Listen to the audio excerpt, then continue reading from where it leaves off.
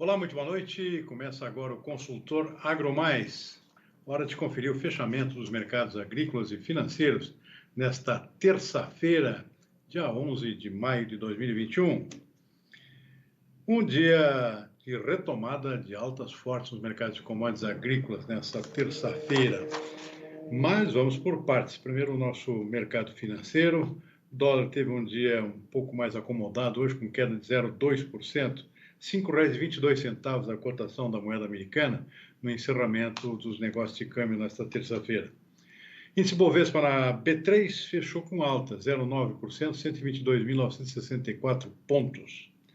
Lá fora, índice Dow Jones na Bolsa de Nova York fechou com forte queda, 1,4%.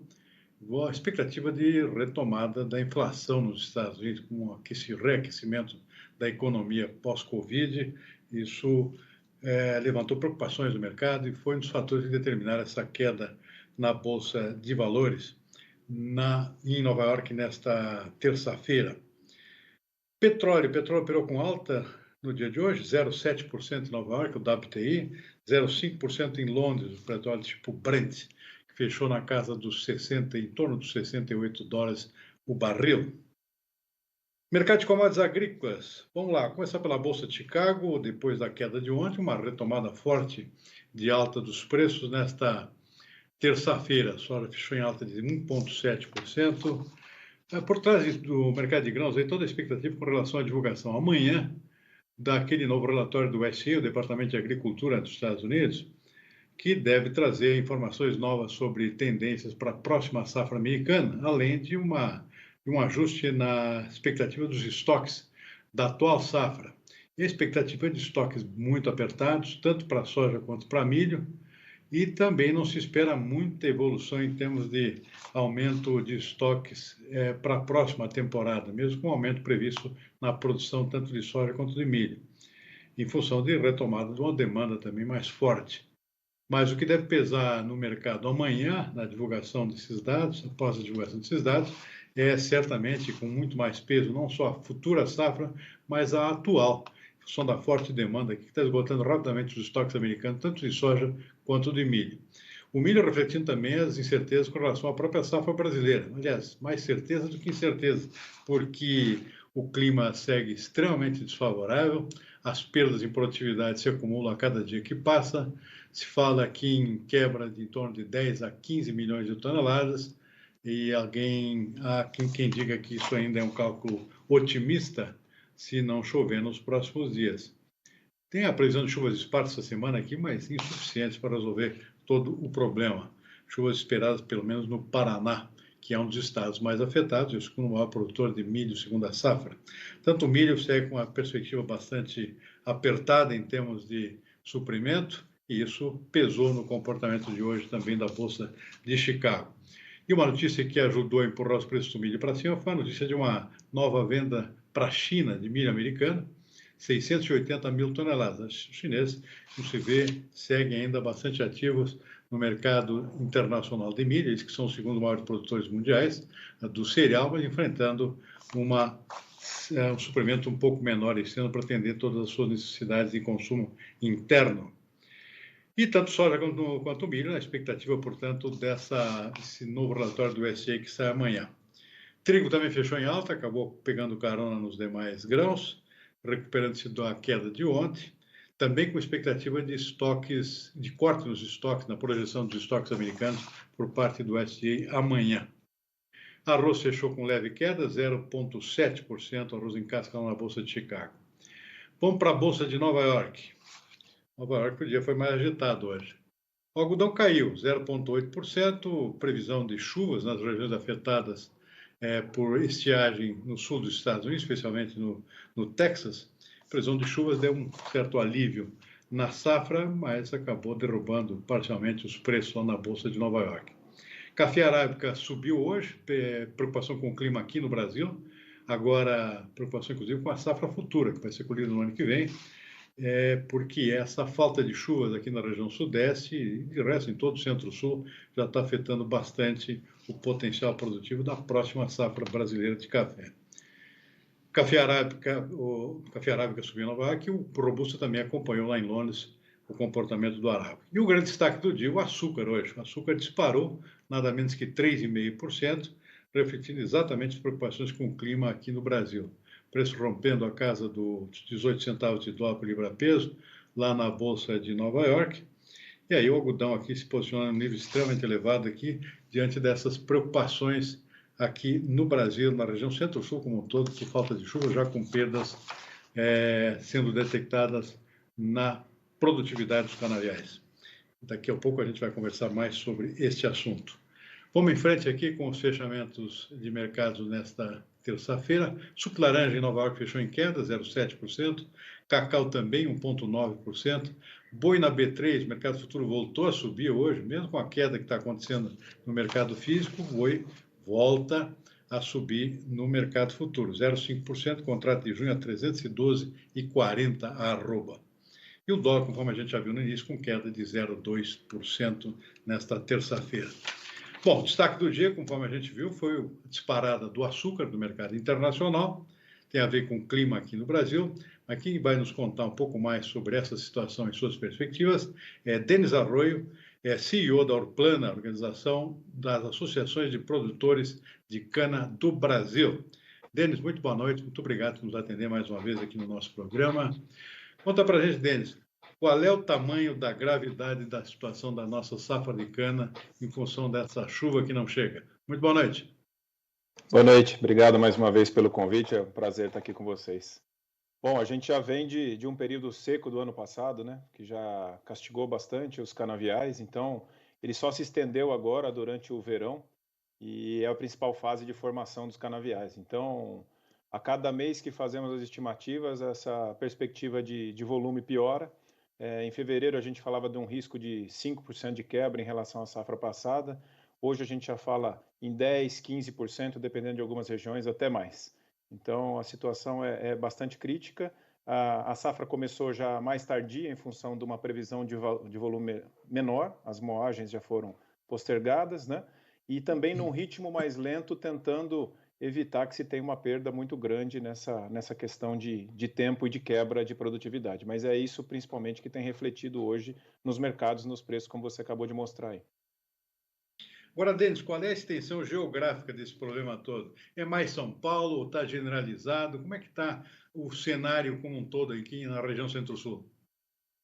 Tá bem centralizado em São Paulo, principalmente, mas o reflexo é grande. A gente tem associações até Mato Grosso do Sul e Goiás, e a quebra foi importante. Voltou a chover depois de algum período nessas regiões mais ao centro-oeste, mas mesmo assim já com um dano já causado nas lavouras de maneira importante. Então, o que tem ajudado essa quebra não ser tão grande é que a última safra foi um pouco mais remuneradora. A questão de investimentos em tratos culturais voltou um pouco mais forte, em função do produtor estar conseguindo fazer um pouco mais de margem, mesmo que pequena ainda, mas voltando a investir. Isso tem segurado um pouco ainda essa quebra, mas chega um momento que a questão climática é indefensável, né? Ela começa a pesar demais e é o que a gente está mapeando nesse momento aqui. Agora, Denis, o efeito prático dessa situação toda se dá lá na produtividade nas lavouras, se dá também no ATR, né? Que é aquele açúcar total, é o índice de qualidade, na verdade, da cana, né? Que tipo de efeito isso se dá nesses dois casos aqui? Nas primeiras estimativas, a expectativa é que a gente tivesse um ATR mais baixo que o ano passado, porque imaginávamos voltar para uma situação de clima, se é que existe essa palavra ainda hoje, um clima mais normal, né? Mas pelo que nós Sim. estamos vendo, essa seca continuada tende a levar o ATR para cima de novo e talvez compensar um pouco dessa quebra de volume de cana, compensar via qualidade. Mas ainda a safra está muito no início para a gente conseguir definir isso, mas pode aí ter um alívio aí que a gente acredita entre 5% e 7% via concentração de açúcar na cana, né?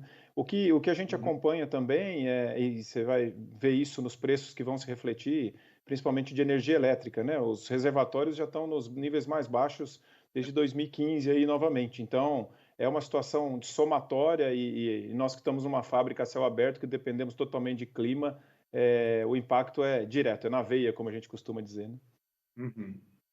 Agora, Denis, você vê alguma complicação dessa perda de produção que possivelmente vai se acentuar em termos de mercado de comercialização, a gente sabe que houve muita venda antecipada de açúcar, já aconteceu no ano passado, esse ano não está sendo diferente. Você enxerga algum É, problema na entrega, por exemplo, do que já foi vendido, que é muita coisa? eu acho que normalmente a gente não passa por esse tipo de efeito. Hoje se ventilou muito isso com esse aumento do açúcar, né? Os contratos, a safra já está mais de 85% comercializada de açúcar. Hoje, para uma usina desfazer um contrato desse, ela tem um pênalti para ser feito, né? Eu não imagino uma não entrega. O que acontece é que nós vamos ter um mercado, uma somatória de fatores, né? O mercado de etanol voltou a consumir bastante, com as restrições de circulação mais amenas agora, né, em situações de lockdown. Você tem a quebra de safra, você tem um mercado de açúcar encurtado mundialmente, aí, um câmbio brasileiro que, apesar de estar voltando um pouco, ele ainda favorece muito a exportação. Então, a gente tem uma somatória de efeitos aí que tendem a botar bastante pressão na questão preço, né? E o açúcar vai refletir isso um pouco. Mas o mercado costuma se ajustar muito, né? A gente já vê hoje o etanol encostando no preço de paridade, aí já passando um pouco, talvez isso regule um pouco o consumo, mas eu não acredito em não cumprimento de contratos. Talvez algum tipo de renegociação, caso esses preços continuem a subir, pode ser válido e aí tem cláusulas específicas para isso. Uhum. E o componente aí que também está começando a preocupar, que é a questão da Índia, né? Em função dessa expansão da Covid lá, que está extremamente grave, né? Parece que já está tendo algum efeito logístico lá na exportação indiana. Faz sentido isso? Faz sentido desde o ano passado. O ano passado a Índia não teve uma quebra tão expressiva de produtividade, mas teve um problema de falta de containers, né? Com o lockdown mundial aí, a circulação de containers ela foi bastante afetada, então a Índia tinha açúcar, mas não conseguia colocar no mercado. E agora ela tem uma questão de Covid extremamente grave de saúde, né, de população, e pelo que a gente está vendo, está afetando a questão de safra, a questão de armazenagem, as questões de produção em geral, ainda nem se discutindo em exportação, está mais um passo anterior ao problema do que foi o ano passado. Então, a tendência é que a Índia realmente enxugue um pouco mais esse mercado novamente em relação à expectativa que tinha. E é por isso que o açúcar vem tão pressionado. E não são só as notícias do Brasil, essa notícia da Índia também aperta de maneira importante os preços desse mercado. Denis, considerando a questão da quebra da safra de cana e também da mudança no perfil de preços no mercado internacional e, consequentemente, no mercado interno, você vê alguma mudança no perfil aqui dessa safra daqui para frente, mais açucareira, mais alcooleira? Como é que fica esse perfil aqui de distribuição? Ela continua bastante açucareira, apesar do etanol ter recuperado bastante espaço. Acho difícil agora uma mudança, até porque nós falamos aqui dos contratos já comercializados. O etanol, como eu disse, ele já está batendo num limite do preço da gasolina, a não ser que o petróleo tivesse outro arranque muito forte para aumentar essa margem, mas eu acho que já está num mercado que já está se ajustando nesse 48%, 46% para o açúcar e o restante para etanol. Não acredito que em tão curto tempo possa reverter isso em função de todos os compromissos assumidos e a preocupação que o setor também de manter a questão de abastecimento de etanol firme, né, para tentar evitar qualquer tipo de falta de produto. Hum. Ô, Denis, eu sei que é um pouco prematuro e é difícil, mas se você fosse fazer uma avaliação ou dar um chute hoje, o que você já diria que nós estamos aqui em termos de quebra na safra de cana e na própria produção de açúcar? O que você diria hoje? Como você disse, sempre que a gente vai fazer estimativa de safra, quem trabalha com campo, quando você vai nos dias mais secos, seu pessimismo é maior, quando você vai em dias de chuva, seu otimismo é maior. Mas hoje a gente verifica o início de safra do que foi colhido até agora, sem uma quebra importante, mas quando você olha para o canavial para frente, você vê que o canavial, apesar de mostrar uma sanidade, ele está muito pequeno.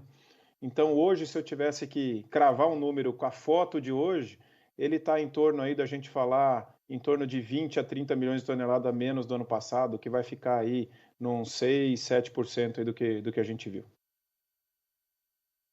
Para finalizar, você tem alguma notícia? Conversou com o São Pedro? Tem alguma previsão de chuva pela frente? Não. Como a gente costuma dizer, a gente tem que descobrir para o santo que a gente está rezando errado, né? Temos que rezar para todos aqui e tentar achar o certo, né? São Pedro não tem colaborado e nós, como uma potência agroclimática, dependemos demais dessa parceria, né? As estimativas que têm se mostrado de clima até agora não são muito animadoras, uma vez que nós já estamos entrando agora num período de bastante seca mesmo, estamos entrando de outono para inverno, daqui a pouco não há aqueles períodos de chuva mais prolongados. E daqui a pouco também a água vem, mas já falta temperatura para o crescimento da cana. O que a gente tem que considerar, e é um risco importante, é que essa safra não pode ficar tão lenta também, uma vez que a segunda parte dela, normalmente quando é muito seco no início, pode ser chuvoso no segundo período e acabar tendo algum tipo de problema de abastecimento, de colheita. E então não adianta apostar muito e tentar ganhar de São Pedro, não. A gente tem que ir produzindo conforme as condições que tem, mas que tudo indica segue como seco, e eu acho que a gente vai ter talvez ali para a primavera uma perspectiva de mudança entre neutralidade e El Niño aí que pode começar a surgir. Ok, está aí Denis Arroio, CEO da Urplana, Organização das Associações de Produtores de Cana do Brasil. Denis, muitíssimo obrigado pela entrevista, hein? Muito esclarecedora, realmente a situação é preocupante. A gente torce aqui para São Pedro dar uma ajudinha aqui para, pelo menos, evitar perdas maiores do que a gente já tem. Muitíssimo obrigado, uma boa noite e até uma próxima. Até a próxima. Obrigado, boa noite. Boa noite. Muito bem, vamos em frente com o nosso consultor AgroMais desta terça-feira. Hora de dar uma conferida rápida aqui no nosso mercado FII. Já tem aqui o fechamento da soja para o dia de hoje. Preços em alta, na maior parte das praças que a gente acompanha, refletindo a disparada na Bolsa de Chicago, subiu bem hoje, mesmo com o câmbio não ajudando. O dólar teve um pequeno recuo hoje de 0,2%, mas Chicago subiu 1,5%, deu um empurrão aqui nos preços internos, e a gente tem visto, inclusive, de realização de alguns negócios, produtores aqui tentando antecipar algumas vendas, aproveitando esse momento de preços mais elevados. Porto Rio Grande, 181 no fechamento de hoje, em alta. Paranaguá também, 180,50. No interior, em Passo Fundo, Rio Grande do Sul, uma alta de R$ 2,00 para 177. Cascavel, no Paraná, subiu R$ 2,50 para 174,50. Lembrando que nós estamos falando aqui de mercado disponível, físico disponível, pronta entrega, mercado de lotes, né? Rondonópolis, Mato Grosso, subiu R$ 1,50 para 173,50. Que mais? Rio Verde, Goiás, 172, subiu R$ 2,00. Dourados, Mato Grosso Sul, 165, R$ 1,50 a mais em relação ao dia de ontem.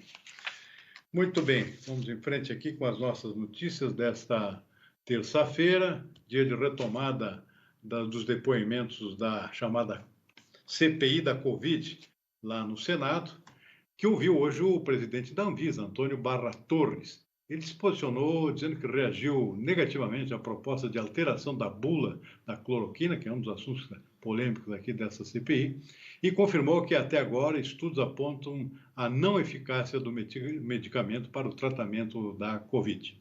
Vamos ver um trecho da participação dele nesta terça-feira.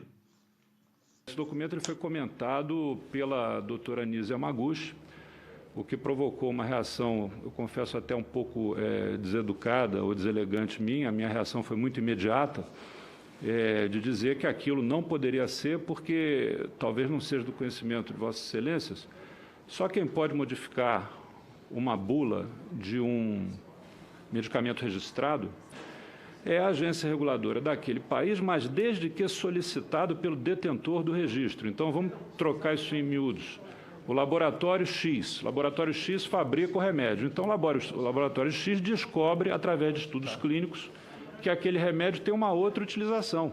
Isso representa benefício para a sociedade, obviamente, ganho de dinheiro para aquele laboratório. Então, ele anexa um pesado dossiê de estudo clínico comprobatório de que aquela nova indicação é comprovada, dá entrada na agência reguladora do país e solicita alteração de bula por inclusão, por supressão, por ajuste. Então, quando houve uma proposta de uma pessoa física de fazer isso, isso me causou uma reação um pouco mais brusca. Eu disse, olha, isso não tem cabimento, isso não pode, e a reunião, inclusive, nem durou muito mais depois disso. Agora, eu não tenho a informação de quem é o autor, quem foi que criou, quem teve a ideia. A doutora, de fato, ela perguntou dessa possibilidade e pareceu estar, digamos, mobilizada. Até o presente momento, no mundo todo, os estudos apontam a não eficácia comprovada em estudos ortodoxamente regulados, ou seja, placebo-controlados, duplo cego e randomizados. Então, até o momento, as informações vão contra a possibilidade do uso na Covid-19. Essas que falei. O índice de confiança do agronegócio, o ICEAGRO, que é um índice calculado pela CropLife, que reúne todas as principais empresas do agronegócio, juntamente com a FIES, Federação das Indústrias de São Paulo. Pois o índice de confiança do agronegócio do primeiro trimestre resultou aqui uma pequena queda, mas continua bastante elevado, sustentado especialmente pelos preços agrícolas que motivam os agricultores. O ICEAGRO, o Índice de Confiança do Agronegócio, é calculado pela Fiesp, a Federação das Indústrias do Estado de São Paulo, e pela Associação CropLife Brasil. Os dados divulgados nesta terça-feira mostram que o indicador geral caiu 3,3% em comparação com o quarto trimestre de 2020, passando de 121,4 pontos para 117,4 pontos, e ficou 7,6% abaixo do patamar recorde, observado entre julho e setembro do ano passado, quando o índice chegou a 127 pontos. A escala do ICEAGRO vai de 0 a 200 e abaixo de 100 indica pessimismo. Já o índice, que mede especificamente a confiança dos produtores agropecuários, registrou apenas uma leve retração, de 127,6 pontos no quarto trimestre de 2020 para 126,7 pontos entre janeiro e março deste ano, mantendo-se praticamente estável. A colheita recorde de grãos na safra 2020 e 2021 e os preços elevados das commodities, como soja e milho, mantiveram o indicador ainda em um patamar considerado elevado. Os pecuaristas seguem beneficiados pela alta do boi gordo e do leite. A queda se deve principalmente à percepção das indústrias de insumos agrícolas, porque são indústrias com destaque para defensivos que dependem da importação, a importação principalmente de países como Índia e China, e há uma escassez de produto e há também um problema cambial. A indústria não consegue repassar esse custo da diferença cambial dos últimos 12 meses para os produtos. Então, o que se pode esperar é só um ajuste de preços aí, de acordo com essa crise de oferta e demanda, mas no geral o agronegócio vai continuar pujante, com um pouco de aumento de preços nos insumos agrícolas. E a Federarroz, a Federação das Associações de Produtores de Arroz do Rio Grande do Sul, está orientando os seus associados a antecipar a preparação da próxima safra, 2021-2022. A alta dos custos dos insumos preocupa a entidade, que recomenda compras e preparo do solo a serem feitos com antecedência, ou seja, de forma bastante antecipada, para evitar surpresas mais lá na frente. A Federação das Associações de Arrozeiros do Estado do Rio Grande do Sul emitiu nota recomendando aos produtores de arroz a focarem nos trabalhos de compras e preparo do solo com a maior antecedência possível. A afirmação decorre da alta dos custos dos insumos e das previsões climáticas para a safra 2021-2022, bem como a necessidade dos produtores do estado seguirem provendo arroz de qualidade e na quantidade ao exigente consumidor brasileiro. E a nossa inflação oficial brasileira, medida pelo IPCA, perdeu força agora no mês de abril, mas permanece com níveis bastante elevados, quando considerados os últimos 12 meses, ou seja, o índice anual, que segue bem acima da meta. O Índice Nacional de Preços ao Consumidor Amplo ficou em 0,31% em abril, contra 0,93% em março. A principal pressão no mês passado veio da alta nos preços dos produtos farmacêuticos. Com o resultado mensal, o IPCA acumula altas de 2,3% no ano e de 6,7% em 12 meses. Vale lembrar que o centro da meta do governo é de 3,75%, podendo variar entre 2,25% e 5,25%. Muito bem, nós vamos ficando por aqui com o nosso consultor AgroMais dessa terça-feira. Uma boa noite e até amanhã.